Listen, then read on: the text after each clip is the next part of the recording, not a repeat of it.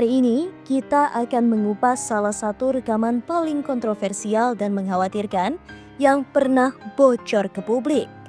Sebuah rekaman yang menunjukkan Presiden Amerika Serikat Donald Trump secara terang-terangan mengancam akan mengebom Moskwa jika Rusia menyerang Ukraina dan bahkan melontarkan ancaman serupa terhadap China terkait Taiwan. Apa yang sebenarnya terjadi? Apakah ini hanya retorika kampanye atau sinyal nyata bahwa dunia semakin dekat dengan perang besar? Rekaman ini pertama kali muncul ke publik pada Rabu 8 Juli 2025 dan langsung menggegerkan komunitas diplomatik internasional. Dalam audio tersebut, Donald Trump terdengar menyampaikan pernyataan eksplosif pada acara penggalangan dana di tahun 2024. Menjelang kampanye pemilihan Presiden Amerika Serikat yang kedua baginya.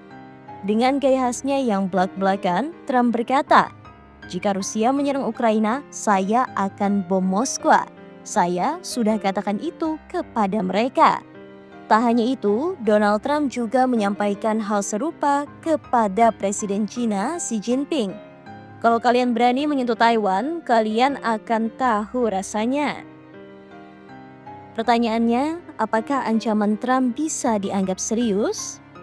Beberapa analis menyebut ini adalah bagian dari gaya diplomasi kekuatan penuh ala Trump, yakni mengintimidasi lawan secara terbuka untuk mencegah agresi militer.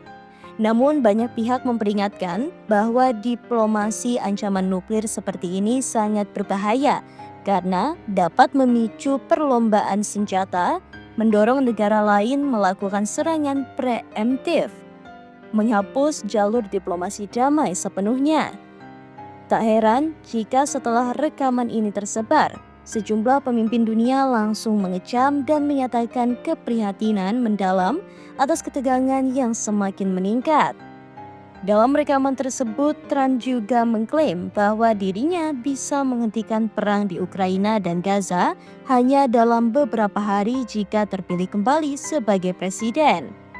Ini bukan kali pertama Trump menyampaikan hal serupa. Dalam beberapa pidato publik, ia menegaskan bahwa perang Ukraina tidak akan pernah terjadi jika dia masih menjabat, dan bahwa kepemimpinannya akan mengembalikan stabilitas global.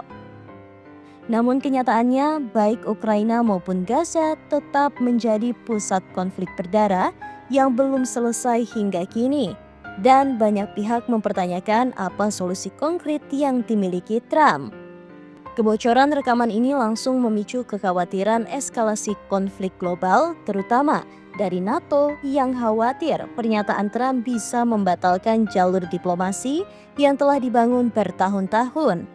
Uni Eropa yang menyebut ancaman itu sebagai retorika yang bisa memicu kehancuran.